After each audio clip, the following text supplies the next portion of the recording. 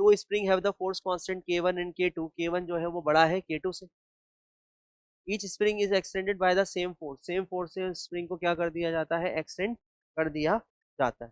तो हम क्या करते हैं, यहाँ पर स्प्रिंग बना लेते हैं। ऐसे क्वेश्चन हम पहले भी कई कर चुके हैं। ये मैंने दो स्प्रिंग्स बनाई और इनको दोनों को क्या कर दिया, सेम एक्सटेंशन दिया नेचुरल लेंथ से। सेम एक्सटेंशन देंगे या फिर सेम फोर्स लगाएंगे, सेम फोर्स लगाएंगे। तो सेम फोर्स लगाया, इस पर भी F और इस पर भी F, दोनों इक्विलिब्रियम कंडीशन में है। ये है K1 और ये है K2 and K1 is greater than K2 हमें यहाँ पर मेंशन करके दिया हुआ है। अगर सेम फोर्स है तो डेफिनेटली हम कह सकते हैं कि सेम फोर्स होगा तो जिसका स्प्रिंग कांस्टेंट ज़्यादा होगा वो कम एक्सटेंड होगी। लेकिन हम यहाँ पर एक्सटेंशन इसका मान लेते हैं x1 और इसका एक्सटेंशन मान लेते हैं x2।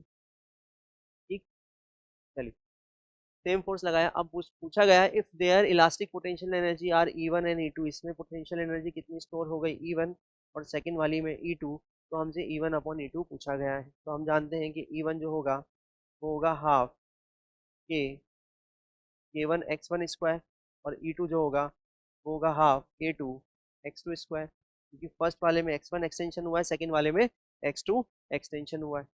अब अगर हम इन दोनों को हम लोग डिवाइड कर दें तो हमें क्या मिलेगा, E1 upon E2 is equal to K1 x1 का square divided by K2 x2 का स्क्वायर। क्लियर है।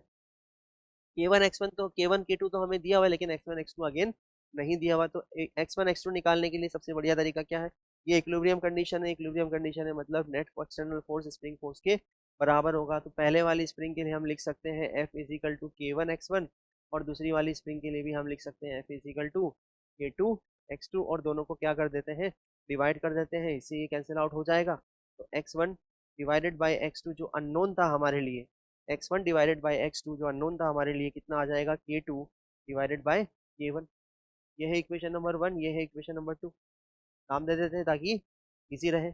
इक्वेशन नंबर 1 और 2 से हम लोग निकाल सकते हैं E1 divided by E2 is equal to K1 divided by K2 into x1 का स्क्वायर डिवाइडेड बाई x2 का स्क्वायर कितना हो जाएगा, K2 का स्क्वायर डिवाइडेड बाय K1 का स्क्वायर। तो E1 divided by E2 is equal to K2 divided by K2। तो कितना आ जाएगा, K2 डिवाइडेड बाय K1 आ जाएगा, दोनों की पोटेंशियल एनर्जी का रेशियो। तो हमारा आंसर कितना हो जाएगा, ऑप्शन बी।